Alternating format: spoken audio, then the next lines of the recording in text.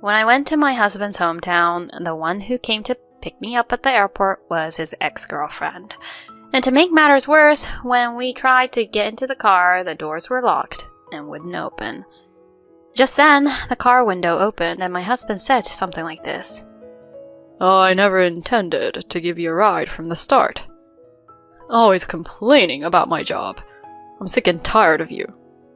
Then the ex-girlfriend in the driver's seat chimed in. Huh? Your wife just keeps complaining. A woman should support her man, right? It's only natural for him to seek affection. Just open the door. We can talk about it then. I tried to open the car door, but it wouldn't budge. My husband said to me in that moment, You should learn from this and reflect a little. Choose whether to go back or walk. Seeing my smug husband and his giggling companion, I reached the limits of my patience. What's going on with these people? I can't believe it. There's no point in being married to a man like this anymore. I contained my anger and declared emotionlessly, Got it. Then the car left me behind and drove away. A week later, my husband would face hell.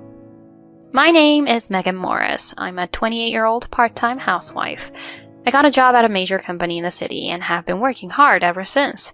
But before I knew it, it had been a few years since I had a boyfriend. Just as I was thinking it might be time to find someone, I was approached at a cafe near my house. Hey, you dropped this. At that moment, it was Sebastian, who would later become my husband, who picked up the pouch I dropped. Sebastian continued to approach me with a smile afterward. My first impression of him was that he was a refreshing person. He mentioned that he worked as a freelance designer and frequented this cafe. We exchanged contact information and started going out for meals together. I found myself drawn to Sebastian each time we met. He was good at conversing, and his occasional use of his Springfield accent added a cozy touch. While we were dating, he often spoke about his hometown. I don't hate my hometown, but my old man who runs a towing service really gives off that classic Springfield vibe, you know? He's stubborn and intimidating. Part of the reason I came to the city was to get away from him. I see. Yeah, so from now on, I want us to live happily together in the city. Those words made me happy. And during our 1-year anniversary dinner, Sebastian proposed to me.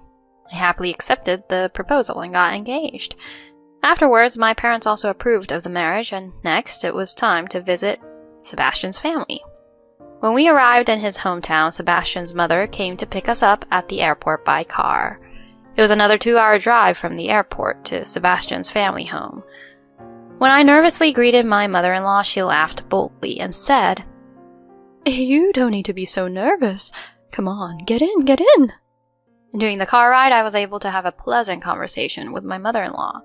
She gave off a casual vibe with an air of a sturdy, down-to-earth country mother. "Megan, my husband may look scary, but he's a kind-hearted person at heart. And just relax." "Yes, I'm looking forward to meeting him." And so we arrived at Sebastian's family home. As we entered the large house, my father-in-law was waiting in the living room, arms crossed. Indeed, my father-in-law seemed intimidating, enough to be likened to someone with a quiver of arrows. Nervously introducing myself, my father-in-law nodded slowly in response to me. Sebastian introduced me to him. "Dad, I want to marry Megan, who's here." Father-in-law opened his mouth. "Can you protect Megan after running away without taking over the family business?" I'll protect her. I want to be happy with Megan in the city." My father-in-law shifted his gaze away from Sebastian and turned to me. "Megan, he's not much of a son, but please take care of him." "No, father-in-law, please, raise your head. Likewise, I look forward to getting to know you." Then, with a smile, mother-in-law said, "Well then, now that introductions are over, let's all have dinner together." And so I was welcomed by both my parents and my sister, who came later, and we sat around the dining table together. Sebastian's family, his father, was a bit intimidating, but they were kind and good people. I'm glad. With that impression in mind, our first visit to the in-laws' house came to an end. On the way back, Sebastian told me, That was nerve-wracking. I was really sweating, thinking they'd tell me to bring my bride back to our hometown. Dad seems to like you, Megan. Now it'll be easier for me to go back home. Thanks, Megan. You're welcome. I'm happy to meet your wonderful family. And so Sebastian and I registered our marriage and had a small wedding. However, we had a slight disagreement when it came to deciding on our new home. At the time, I was living in a spacious apartment, while Sebastian resided in a one-room unit, so it was decided that he would move in with me. However, he suddenly expressed the desire to rent a new place. Sebastian found a newly built apartment, which was indeed beautiful, but the rent was higher than we had anticipated. When I mentioned this to Sebastian, he said, I often work from home, so having a clean and nice home contributes to my motivation. I'll cover the rent. Please, trust me. And so, in a compromise, I agreed to sign a lease for a new rental apartment, and we began living together. Sebastian helped out a lot with household chores, and we were living happily. Then, about 3 months after our marriage, Sebastian told me, some friends from my hometown are coming over, so I'd like to invite them to our place. I agreed, and on the day I prepared a special meal, eagerly awaiting their arrival. Hey, Megan, I brought someone. As I looked at the person who followed Sebastian, I was surprised. Despite being told it was a friend, I had assumed it was a man, but to my surprise, it was a woman. Nice to meet you, I'm Madison. Facing Madison's cheerful greeting, I hesitated, but still smiled politely, saying, I'm Sebastian's wife. Wife? Huh. Sebastian, you really are married. That's hilarious. See, I told you. Anyway, Madison, put your stuff here. It's a bit cramped, but squeeze in. Sebastian and Madison seemed quite close. Unable to confront the fact that I hadn't been informed that Sebastian's friend was a woman, I couldn't press the matter and instead returned to preparing the meal. Sebastian and Madison were engrossed in conversations about their past that I knew nothing about. How do you two know each other? Sebastian answered my question. We were classmates from junior high to high school. She's what you'd call a troublemaker. Hey, what's with that description? They began enjoying themselves, nibbling on the meal I had prepared and starting to drink. As they got tipsy and conversed in a local dialect, discussing things unfamiliar to me, I couldn't join in and could only continue to smile politely. I should probably head back to the hotel soon. Madison checked the time and mentioned this. You could stay over, you know? I was taken aback by Sebastian's words. Well, next time I'll have to. As Madison said this, she picked up her belongings and started putting on her shoes. Since Sebastian said he was going to take a bath, I decided to accompany Madison outside the apartment building. Thanks for being good friends with Sebastian. Please, come and visit again. I didn't really think that for a second, but out of courtesy, I said so. Then Madison laughed.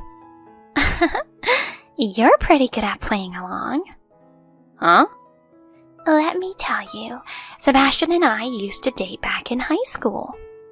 What? Just as I was at a loss for words, a taxi pulled up and Madison got in. Well, see you later, Megan. With that, Madison left. Returning to the room, I immediately confronted Sebastian. So Madison is your ex-girlfriend? What were you thinking, inviting someone like that into our home? Oh, so she told you, huh? But we only dated for a short while and we're still friends. Don't be so upset about it. Seeing Sebastian acting so nonchalant, I couldn't believe it. After some time passed, Sebastian said to me, Hey, so I haven't been able to get much work this month. Could you wait a bit for the rent payment? Huh? I understood that being a freelancer comes with fluctuations in income, but to be told something like this, I was a bit bewildered. Well, that's unavoidable, but please make sure to do it from next month, okay? I understand. Despite having such a conversation, Sebastian still didn't pay the rent the following month. Not only that, he didn't even provide the minimum living expenses. Deciding to address the issues I hadn't brought up before, I said, "Sebastian, can you show me last year's tax return documents?" Huh? What's with that? I don't wanna. It's an important aspect to consider for our household finances. Show it to me. Reluctantly, he brought the documents. Upon seeing them, I was speechless. Sebastian's income from last year was only about $10,000. What does this mean? It can't be helped, right? That's just how it is with freelancers. What about the money you had until now? Before we got married, I was quietly scraping by working at convenience stores, and I used the savings I had since I was young. But now, even that's run out. So what are we going to do from now on? When I asked forcefully, Sebastian responded as if it were obvious. Megan, you work for a big company, so you'll be fine without my contribution, right? But... Well, I'll work hard from now on, so for the time being, let's just get along. After that, without actually paying rent or expenses, he ended up relying on me for everything. I repeatedly suggested to Sebastian that he should try to find a full-time job and start job hunting. Initially, he evaded the topic, but gradually he started to get irritated and even snapped back at me, leaving household chores entirely up to me.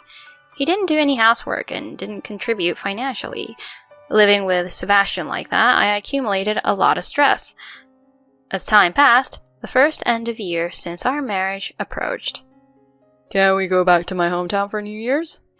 Upon Sebastian's request, I nodded. Since we were married, I felt it was my obligation to maintain relations with his family. Or so I thought. However, lately, we had been arguing constantly about job-related matters, so our communication had dwindled. On the day we were supposed to visit his parents' home, I expected his mother to pick us up at the airport, but to my surprise, it was Sebastian's ex-girlfriend, Madison, who came to pick us up in her car. Huh? Madison, why? Why? Obviously, I came to pick up Sebastian. How typical of her to say that. Sebastian silently got into Madison's car without saying a word. I reluctantly tried to get into the car as well, but it was locked. It's locked. I can't get in. As I spoke to them through the window, Sebastian uttered, I never intended to give you a ride from the start. Huh? You're always complaining about my job. I'm sick and tired of you. At this point, Madison also chimed in. She's such a whiner, isn't she? Women are supposed to support men, right? It's only natural for Sebastian to seek love, isn't it? Just open the door. We can talk about it then. I tried to open the car door, but it wouldn't budge.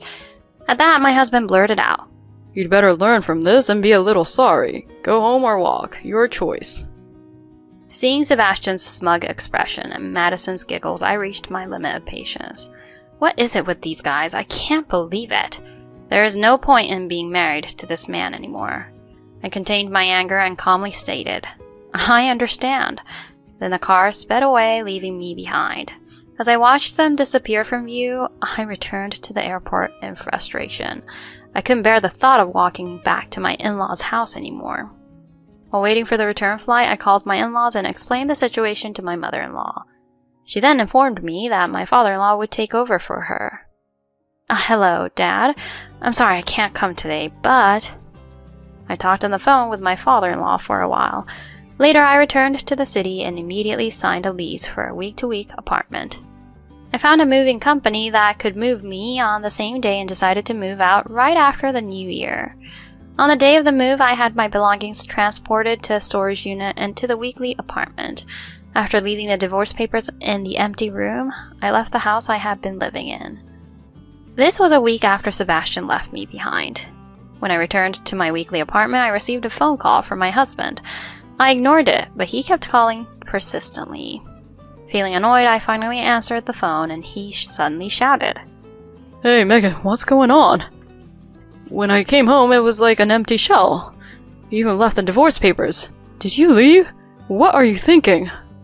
To the loudly yelling husband, I calmly said I would meet him at a nearby cafe and hung up. A few hours later, when I entered the cafe, Sebastian was already waiting. Finally, you're here, huh? His face, upon spotting me, turned an amusing shade of blue. Wise, Dad.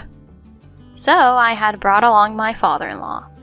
I told him what had happened and that I was going to say goodbye to you, and he came all the way from Springfield. I said so and took a seat alongside my father-in-law. Sebastian seemed completely diminished and calmly broached the topic. I left that house of my own accord. I want to divorce you. Then Sebastian, with eyes drifting, declared, I don't want that. You can't just decide to divorce like that. It's too much. Too much? And you're saying that? You left me behind and went with your ex-girlfriend. That's why I'm saying she's just a friend. At that moment, my father-in-law slammed photos onto the table. So how do you explain this? There was a picture of Sebastian entering a local hotel with Madison. What's this about? Megan asked me to do this. Megan asked me to behave normally while you're visiting and discreetly investigate. These are photos your sister took while tailing you. Any excuses? Huh? Well... As Sebastian faltered, my father-in-law intervened. Enough with the excuses. After leaving Megan at the airport, you cheat in our hometown. You're a disgrace as a man. I'm sorry, Dad. You're apologizing to the wrong person. Then Sebastian turned to me. Megan, I'm sorry, it was a mistake, but I don't want a divorce. You're the only one I love. Then my father-in-law yelled at him even more. Are you still making her cry with that nonsense? It's pathetic to have someone like you as my son. All you can do is sincerely apologize to Megan and agree to the divorce. But... When Sebastian tried to persist, I firmly told him, You don't contribute to living expenses, you abandon me in your hometown, and on top of that, you cheat on me with a mistress. There's no way I can stay married to someone like that. We are getting divorced. Sign the papers now. But... After that, Sebastian signed the divorce papers in front of his father, who then grabbed him by the collar and disappeared somewhere. Later, the divorce between Sebastian and me was finalized. There was no division of assets. Instead, I demanded compensation for his infidelity. However, with his meager savings and income, he couldn't pay, so ultimately his father covered for him. Moreover, his father even paid a substantial amount as compensation for the inconvenience. Sebastian couldn't afford the rent in the city anymore and was brought back to his hometown by his father. I also demanded compensation from Madison, and it seems Sebastian and Madison argued over the matter, resulting in their eventual breakup. I've heard that Sebastian is now living a life where he works at his father's construction company while having the alimony money deducted from his pay. My father-in-law says he'll never let Sebastian go back to the city again. Sebastian, who went from a glamorous city life to doing manual labor in his hometown, reportedly goes to work crying every day. However, even hearing that, I don't sympathize with him at all. I think he should suffer as much as possible. As for me, with the compensation, I moved and started a new life. The stress is gone and work is going well. I will continue to work diligently and strive to be truly happy.